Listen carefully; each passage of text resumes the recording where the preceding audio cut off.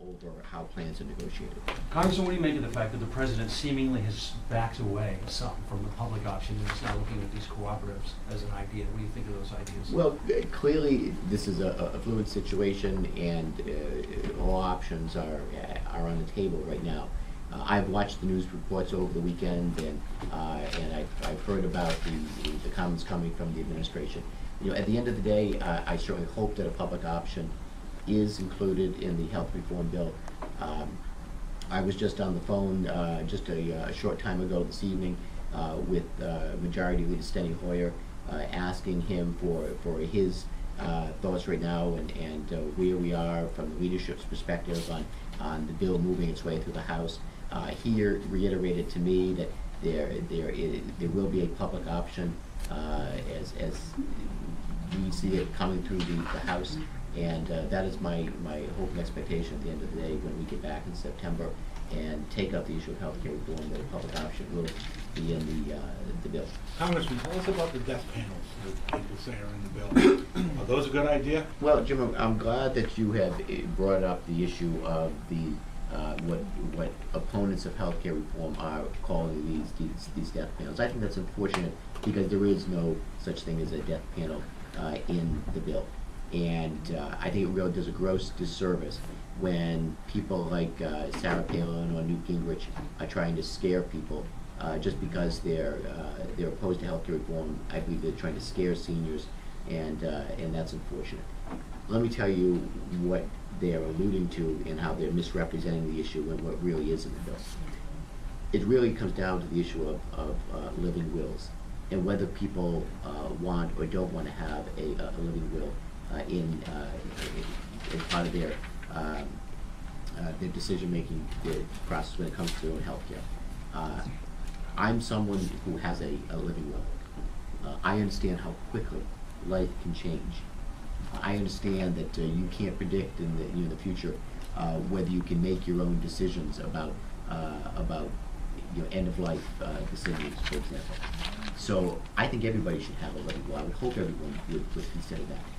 So what we have in the bill is a provision, a voluntary provision, that would allow doctors and their patients to have a voluntary conversation about whether or not they want to have a living will. Whether at the end of their life, whether they want to be kept alive on machines indefinitely. Hopefully everyone considers the day when they may no longer be able to make their own medical decisions, and you've thought about it beforehand rather than someone else having to make those decisions for you. So that's what the provision is when you talk about end-of-life care and about voluntary conversations that doctors and patients would have. This would create a mechanism whereby doctors could be compensated for taking the time and having that discussion with their patients. No one is required to have that discussion. It's voluntary, but it provides a mechanism for having that voluntary discussion. Congressman, you have 5 minutes. So Sure, Congressman, we've all seen now those images of Barack Obama depicted as a Nazi that sort of sparked some trouble at the last town hall meeting. There are some people outside who are handing out similar material. Do you expect that there'll be any trouble over the next hour and a half? You know, I hope that we have a lively discussion about a range of issues, including reform of our healthcare system. I hold town meetings all the time when I'm back here in the district. I like hearing from my constituents. I want to hear from my constituents. This is not a time when any elected official should be sticking their heads in the sand and not engaging with their constituents. I think it's important to have that kind of dialogue.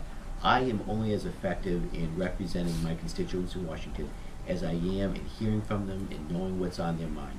The more I hear from my constituents, the better informed I am, the better decisions that I can make on their behalf when I represent them in the United States Congress. So I am thrilled if we get a large turnout here tonight. I hope that we're going to have a large crowd and people will have a thoughtful dialogue with me tonight about their thoughts, their concerns. I want to answer questions and clear up the myths and the misrepresentations that have been put out there. If people have a concern, something they've heard about in the news or in the media or the internet, let's have an honest discussion of question and answers going back and forth. But some of my town halls have been more lively than others, and that's okay. I think hearing from people is important, and ultimately it's going to make me much more effective in representing. You and other congressmen have been having these town hall meetings in August for years. Everybody has them all over. How did they just now turn into what they've turned into? Well, part of the reason is that you all in the media have decided to finally cover them, so that's a good thing. I hope that you'd cover all of my town hall meetings like this in the future. But I have them all the time. This isn't something new. We are always looking for different ways of reaching out to constituents.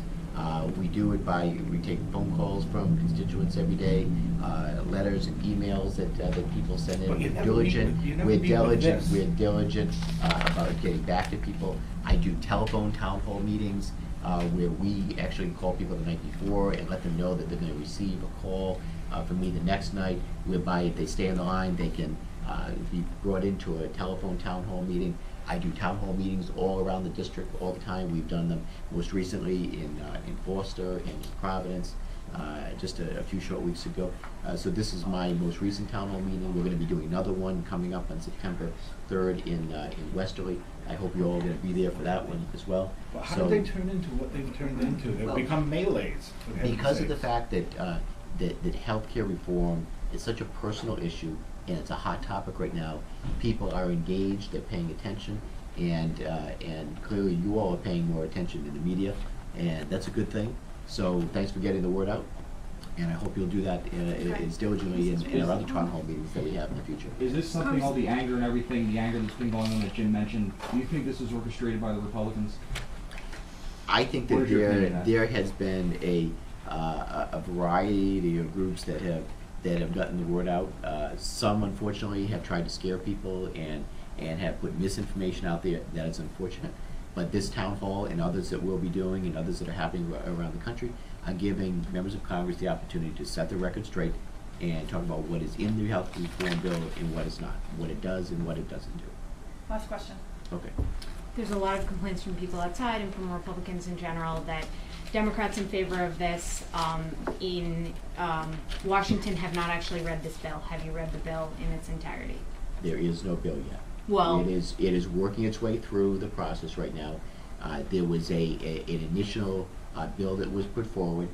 The bill was divided into three subcommittees in Congress, or committees in Congress rather, that have jurisdiction over the bill. They have gone through their process of marking up those bills, made changes and added amendments and such to what was the original proposal. That right now is being worked on to meld the work of the three committees together. And very shortly, there will be a bill. Again, I was on the phone this evening with Majority Leader Steny Hoyer, and he said that process is happening right now, and in a very short time, they will have that process completed. There will be a finished bill that we will all have plenty of time to read. I will read the bill. I will go over it as I have been with my staff.